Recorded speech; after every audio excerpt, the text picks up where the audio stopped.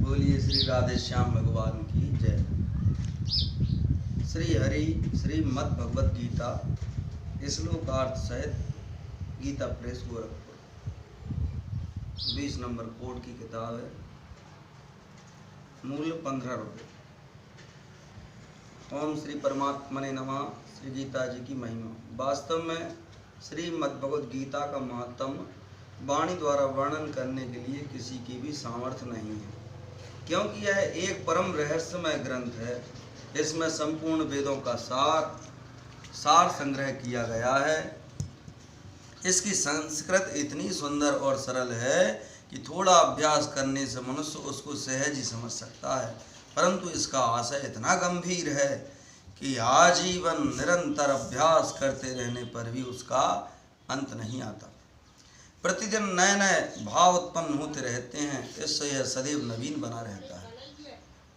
एवं एकाग्रचित होकर श्रद्धा भक्ति से विचार करने से इसके पद पद में परम रहस्य भरा हुआ प्रत्यक्ष प्रतीत होता है।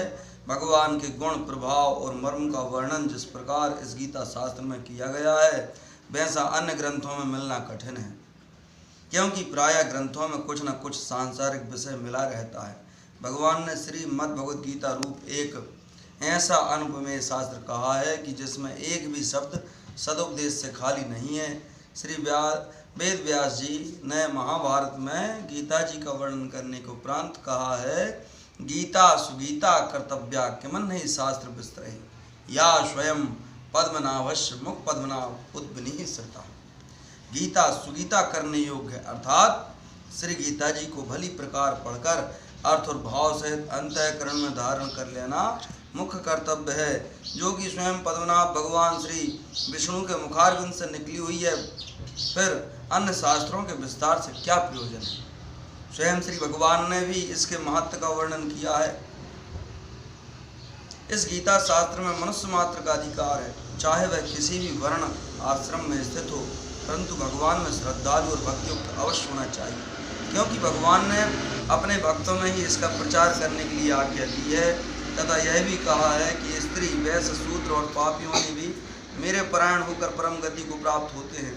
अपने अपने स्वाभाविक कर्मों द्वारा मेरी पूजा करके मनुष्य परम सिद्धि को प्राप्त होते हैं। इन सब पर विचार करने से यही ज्ञात होता है कि परमात्मा की प्राप्ति में सभी का अधिकार है, परंतु उक्त विषय के मर्म को न समझने के कारण बहुत से मनुष्य जिन्होंने श्री गीता जी का केवल नाम मात्र ही सुना है, कह दिया करते हैं कि गीता तो केवल सन्यासियों के लिए ही है। वे अपने बालकों को भी इसी भय से श्री गीता जी का अभ्यास नहीं कराते कि गीता के ज्ञान से कदाचित लड़का घर छोड़कर सन्यासी ना हो जाए, किंतु उनको विचार करना चाहिए कि मोह के कारण छात्र धर्म से विमुख होकर भिक्षा के अन्य से निर्वाह करने के लिए तैयार हुए अर्जुन ने जिस परम रहस्य में गीता के उपदेश से आजीवन गृहस्थ में रहकर अपने कर्तव्य का पालन किया, उस गीता शास्त्र का यह उल्टा परिणाम किस प्रकार हो सकता है।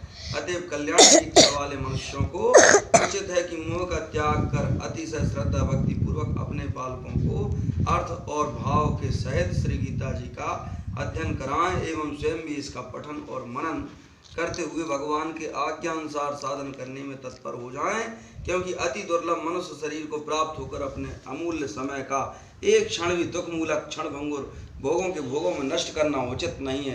बोलिए राधे श्याम भगवान की जय।